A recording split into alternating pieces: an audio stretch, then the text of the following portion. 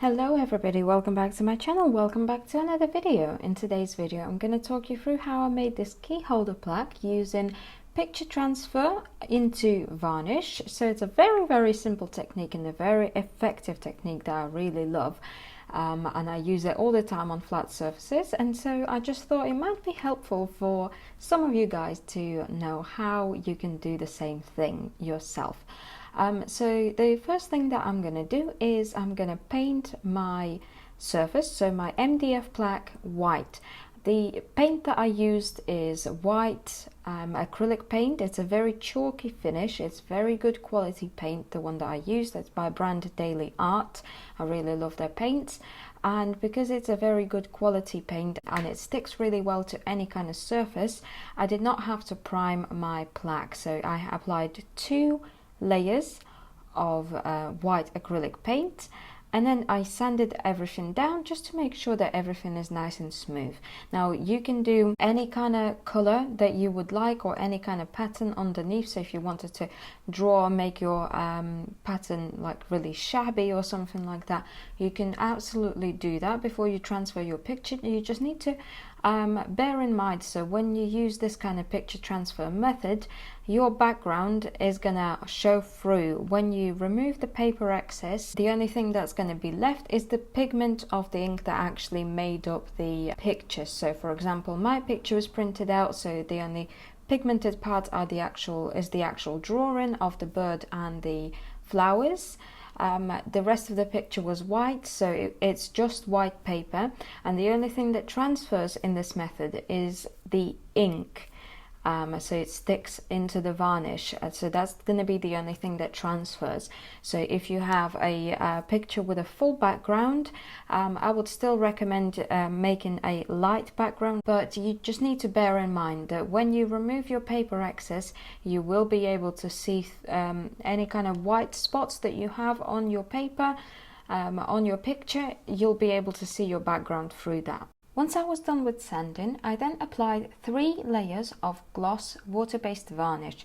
So this particular varnish that I'm using is Wilko's water-based varnish. It's just clear gloss varnish that I'm using. However, the only reason that I'm still using this varnish is because I still have leftovers of it. I'm then gonna go ahead and look for better varnish, because I find that once I've applied a few layers of this varnish, of this gloss varnish, it then starts to, it doesn't necessarily yellow, but it has a little bit of a sort of creamy tint, and I don't particularly like that, so I'm going to be looking for a different brand, but this is the brand I'm using, so Wilko's own brand, and I'm in the UK, just in case if you're wondering. But any kind of brand of water-based varnish should do the trick for you, at least until you have had enough practice. Once it's all dried, I then sand everything down using steel wool. Steel wool is now my preferred method of sanding down any kind of varnish, because it's very fine. It does a much better job, in my opinion, than sandpaper does, at least on top of varnish. This is extra fine steel wool, and I just go ahead and sand everything down until my surface is perfectly smooth, until it's all matte. So we just glossed it all with 3 layers, and now we turn it completely matte so that it's nice and smooth and there's no bumps or lumps or anything like that. That is very crucial in your transfer turning out actually good and not having any holes or anything like that. So make sure that you do this step properly. And of course, once you have sanded your surface, make sure that you give everything a nice clean with a damp cloth and then a dry cloth, and make sure that there's no steel wool or any bit of sandpaper left or any hairs or anything like that, because once you're done with this step, you're going to apply your picture, and once the picture has been applied, that's it. Any kind of hairs that are stuck in there or any kind of dust or anything like that that is stuck in there, it's going to stay there. So make sure that you take care of that step properly. So now that my surface is prepped, I go ahead and get my picture ready to be transferred. So this picture that I transferred over, I got it off of Adobe stock photo website. So it's one of the copyright free pictures. and I printed it out on glossy photo paper just using my normal inkjet printer that I have at home. Now, so the options that you have for this are either photo paper if you're printing it at home on your normal inkjet printer, or you will need to find a laser printer that you can print your picture on. Usually you will find those in most offices or libraries. You just need to make sure that all of their settings are set to like high standards, and in that way you can then transfer a picture printed on normal office paper. But I just have a a good collection of glossy photo paper at home, ready for these kind of situations when I want to transfer something into varnish. So all I'm going to need is my picture, so printed on A4. You want to also make sure that you flip your picture. For example, if you are trying to transfer some kind of writing, somebody's name or something like that, when you print it out, you want to make sure that it's mirrored, so that when you've transferred it, it's readable. So with this picture in particular, for example, it doesn't really matter if I've flipped it or not, because of what it is. There's no important parts that you would look out of place. But for example, if it's somebody's face, you want to make sure that you flip it before you transfer it over. So what you're going to need for this is your picture cut to size, or a little bit bigger than what your item is. You need a glossy varnish, you need a large flat brush, foam roller or a rubber roller, and a plastic file. Also a little plastic card would be handy, and plenty of damp and dry cloths as well around. First thing that we do is we apply one relatively thick layer of glossy varnish directly onto our picture. Then you want to work really quickly. You apply another layer of varnish directly onto your surface, so onto my plaque in this case. You want to try and make sure that you don't really go over the edges of where the picture isn't going to be transferred onto, just to save yourself all of the mess and cleaning up. And then directly after you've applied a layer of varnish onto your surface, you want to apply another relatively thick layer of varnish directly on top of your picture, on top of your photo.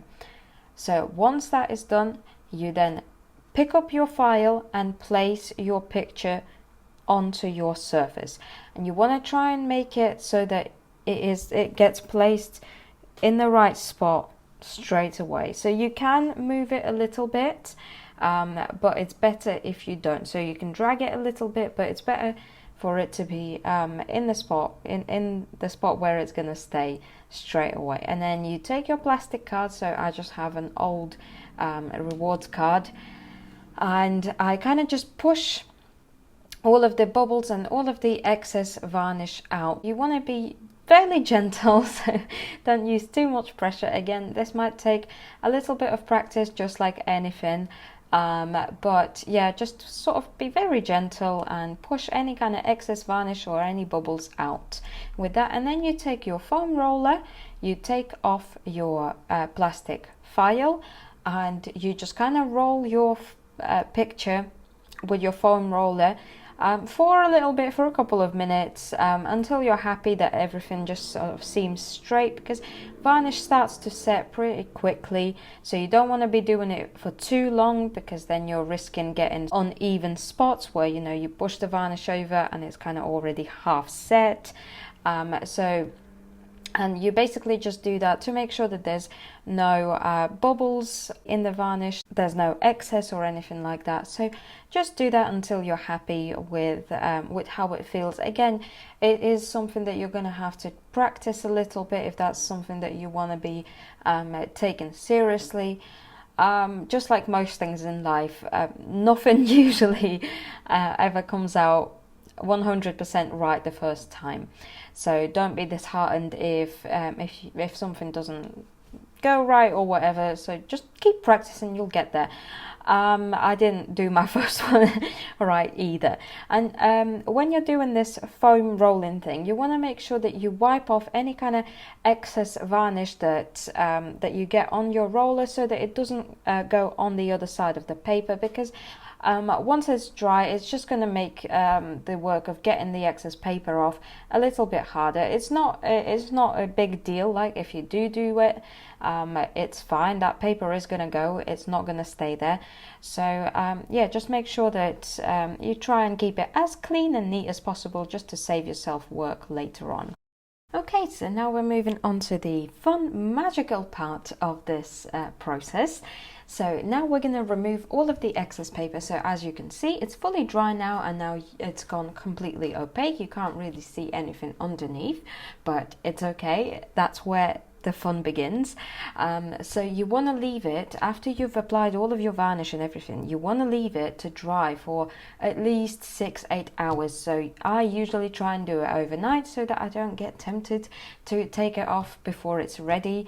I've heard of people using hair dryers to speed up the process, you know, and doing all of that stuff, but I personally I'm never in that kind of rush where I need to do it so quickly. So I usually try and leave it at least overnight to dry, which in my case I think it was like 2 days because I didn't have the time. So so yeah, all you really need is a little bit of water, so a little bowl of water and a lot of patience, and now you're ready to give your fingers a good exfoliation. So basically I just sprayed my picture with a little bit of water. You don't have to spray it, you can just wet it all with a little bit of water using your fingers, but I have one of them spray bottles and it's just quicker and easier. So you spray it and then you just gently using your fingers kind of rub all of the excess paper off, and you will magically see your picture appearing underneath. So, and you want to do it until all of the excess is off, until you can't see any more paper.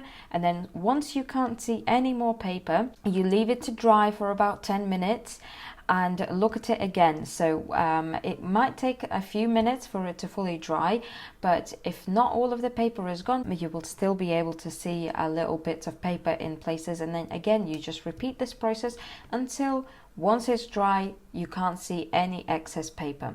And then of course, any of the excess paper that we have on the edges can just be removed using sandpaper, which is what I did. And so as you can see, I kind of just come back to it. I keep letting it dry and then coming back to it.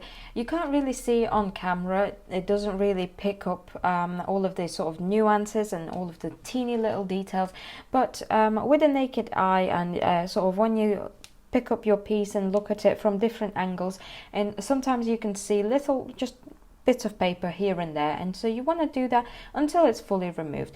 Also, you will notice that once your picture is fully dry, it might go a little bit matte, it might kind of go a little bit opaque. It's absolutely normal, it's absolutely fine.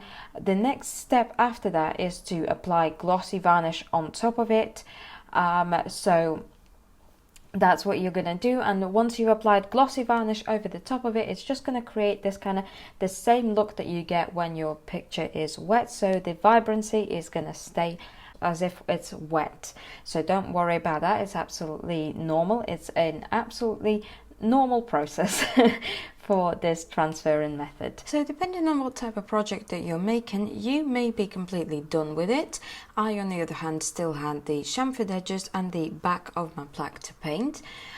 So if you are done with your project after you've removed your paper excess, the last thing that you're going to need to do is apply glossy varnish over the top, and then if you want a different finish to your final product, you will then want to apply your matte or satin varnish depending on what you want, or if you want it to stay glossy, then just leave it as that.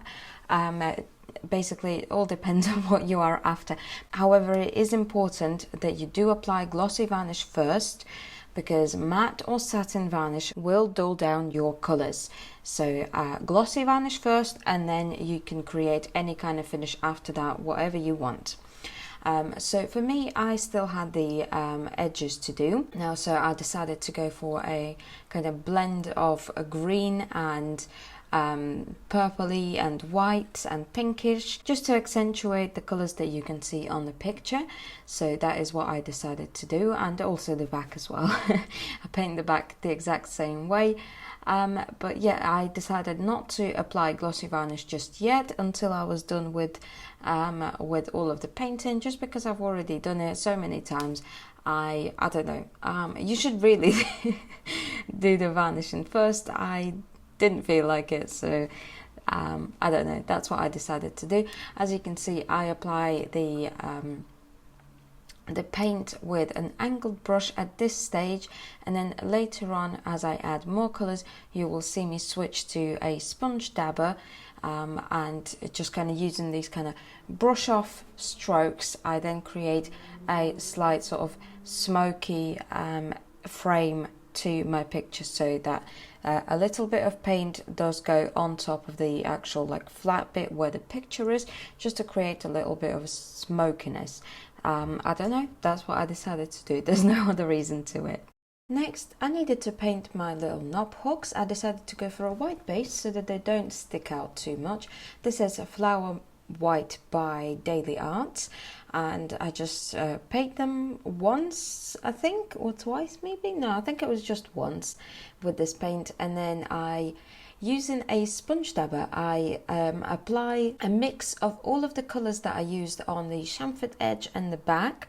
I just kind of pick up different bits of the paint that I already had on my palette, then dab it off so that it's basically dry, and I just kind of tap it onto my knob hooks, and that way I kind of accentuate the colors once again, and I still add a little bit of color, but they still don't stick out too much, and they blend in well because they still have the colors that you can see on the rest of the plaque. I thought it was a nice way to make these little hooks fit in with the rest of the picture.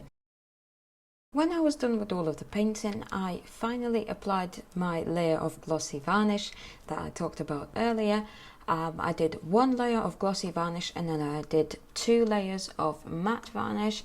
I've been really enjoying using matte varnish for most of my projects lately. I don't know why, just a personal preference.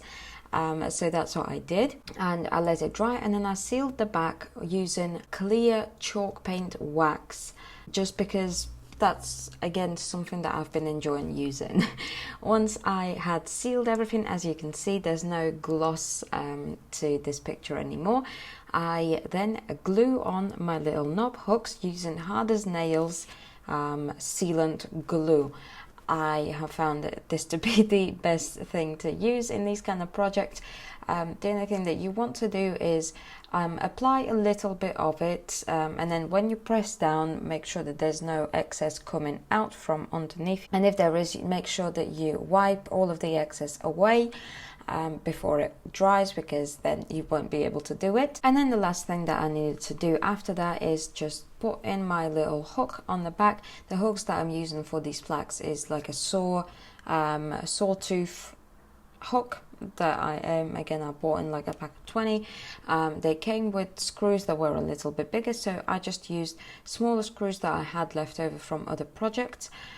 Still, you do have to make sure that your screws are small enough so that they don't go through the other end. So mine are just right, so but still I had to constantly just keep watching the other end and kind of rubbing my finger across that spot, just to make sure that I'm not getting any kind of bowing or anything like that when I'm putting the screw in.